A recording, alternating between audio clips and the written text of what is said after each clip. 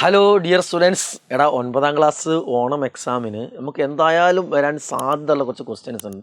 അപ്പം ഏറ്റവും കൂടുതൽ പോസിബിലിറ്റി ഉള്ള ചില ക്വസ്റ്റ്യൻസാണ് സാറേ ഈ വീഡിയോയിൽ പറയാൻ ഉദ്ദേശിക്കുന്നത് കേട്ടോ. നോക്കാം നമുക്ക്.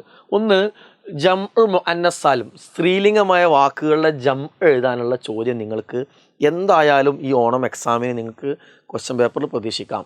രണ്ടാമത്തെ ക്വസ്റ്റ്യൻ എന്താണെന്ന് വെച്ച് കഴിഞ്ഞാൽ, നിങ്ങൾക്ക് ഇതേപോലെ ബോക്സ് വരച്ചിട്ട് അത് അന വരുന്ന രൂപത്തിൽ, അൻത വരുന്ന രൂപത്തിൽ, നെഹ്നു വരുന്ന രൂപത്തിൽ, ഈ 3 രൂപത്തിൽ ഇത് ഫില്ല് ചെയ്യാനുള്ള ക്വസ്റ്റ്യൻസും വരാൻ സാധ്യതയുണ്ട്.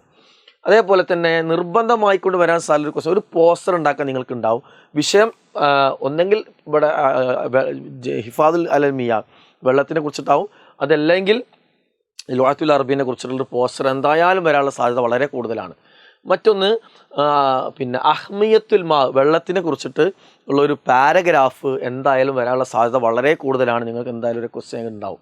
മറ്റൊന്ന്, നിങ്ങൾക്കൊരു പാരഗ്രാഫ് തരും, എന്നിട്ട് അതിനെ ബേസ് ചെയ്തുകൊണ്ട് നിങ്ങൾക്ക് എന്ത് ചെയ്യും, ക്വസ്റ്റ്യൻ വേർഡുകൾ ഉപയോഗിച്ചുകൊണ്ട് ഈ പാരഗ്രാഫിൽ നിന്ന് ചോദ്യം ഉണ്ടാക്കാനുള്ള ക്വസ്റ്റ്യൻസ് വരാൻ വളരെ വളരെ സാധ്യതയുണ്ട്. അതേപോലെ തന്നെ ഒരു പാരഗ്രാഫ് തന്നിട്ട് നിങ്ങൾക്ക് അതിനോട് റിലേറ്റഡായ 2-3 ചോദ്യം താഴെ കൊടുക്കുന്നു. ഈ ചോദ്യത്തിന് ഉത്തരം ഇതിൽ നിന്ന് കണ്ടെത്താനുള്ള ക്വസ്റ്റ്യൻസും പരീക്ഷയ്ക്ക് വരാൻ സാധ്യത വളരെ കൂടുതലാണ്. മറ്റൊന്ന്, മിൻ ഫദലിക്ക തഫദൽ, നിങ്ങൾ ഈ 9ാം ക്ലാസ്സിൽ പഠിച്ച പ്രധാന ഗ്രാമർ ആയിരിക്കും.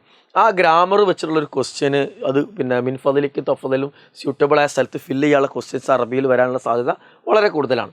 മറ്റൊന്ന്, ഒരു ഹിവാർ എഴുതാൻ, ഏതെങ്കിലും ഒരു വ്യക്തിയുമായിക്കൊണ്ട് ഒരു ഹിവാർ എഴുതാനുള്ള ക്വസ്റ്റ്യൻസ് നിങ്ങൾക്ക് വരാനുള്ള സാധ്യത ഉണ്ട് എന്നുള്ളതാണ്. മറ്റൊന്ന്, കിസ്സത്തും ദാത്തിയൻ, ആത്മകഥ എഴുതാനുള്ള, അറബി ഭാഷനെ കുറിച്ചിട്ടാവാം, ഇംഗ്ലീഷ് ഭാഷനെ കുറിച്ചിട്ടാവാം, ഏതെങ്കിലും ഒരു ഭാഷനെ കുറിച്ചിട്ടൊരു കിസ്സ ദാത്തി എഴുതാനുള്ള ചോദ്യം വരാനുള്ള സാധ്യത വളരെ കൂടുതലാണ്.